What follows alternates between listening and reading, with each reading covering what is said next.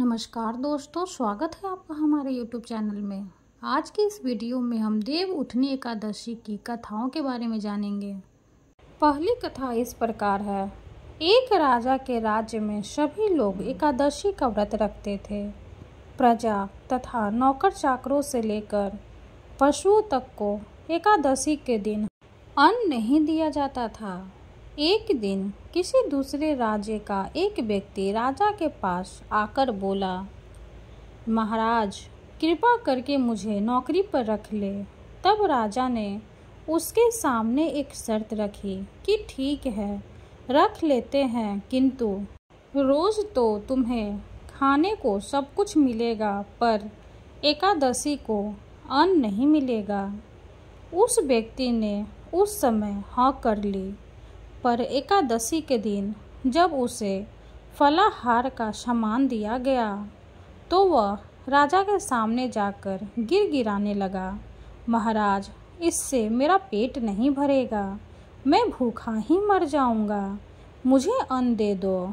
राजा ने उसे शर्त की बात याद दिलाई, पर वह अन्न छोड़ने को राजी नहीं हुआ।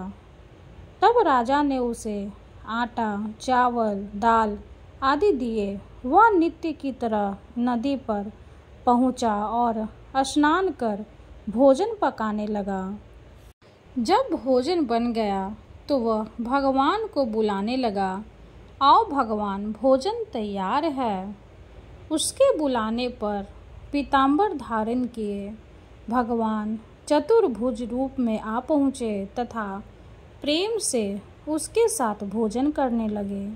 भोजनादि करके भगवान अंतर्धान हो गए तथा वह अपने काम में चला गया। 15 दिन बाद अगली एकादशी को वह राजा से कहने लगा कि महाराज मुझे दुगना सामान दीजिए।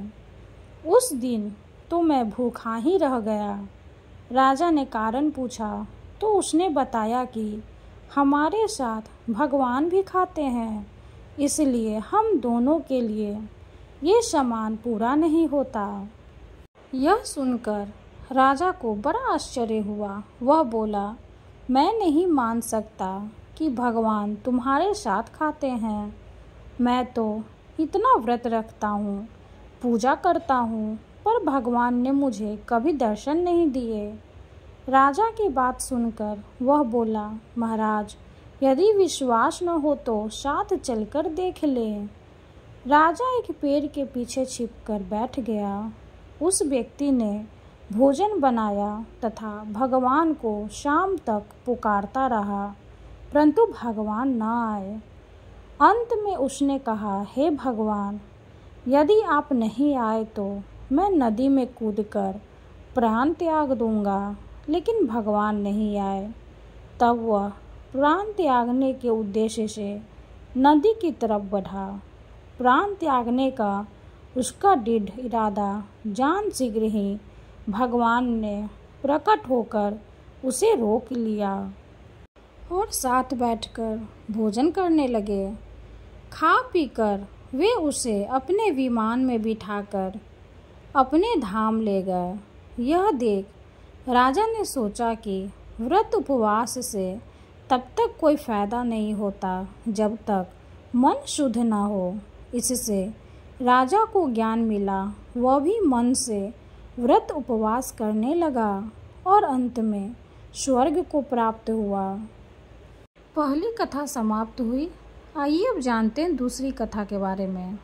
एक राजा था, उसके राज्य में प्रजा सुखी थी।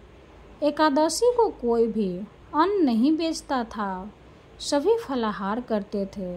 एक बार भगवान ने राजा की परीक्षा लेनी चाहिए। भगवान ने एक सुंदरी का रूप धारण किया तथा सड़क पर बैठ गए। तभी राजा उधर से निकला और सुंदरी को देख चकित रह गया। उसने पूछा, हे सुंदरी, तुम कौन हो और इस तरह यहाँ क्यों बैठी हो? तब सुंदर स्त्री बने भगवान बोले, मैं निराश्रिता हूँ, नगर में मेरा कोई जाना पहचाना नहीं है, किससे सहायता मांगो? राजा उसके रूप पर मोहित हो गया था। वह बोला, तुम मेरे महल में चलकर मेरी रानी बनकर रहो। सुंदरी बोली, मैं तुम्हारी बात मानूंगी, पर तुम्हें राज्य का अधिकार मुझे सौंपना होगा। राज्य पर मेरा पूर्ण अधिकार होगा। मैं जो भी बनाऊंगी तुम्हें खाना होगा। राजा उसके रूप पर मोहित था, अतः उसकी सभी शर्तें स्वीकार कर ली। अगले दिन एकादशी थी।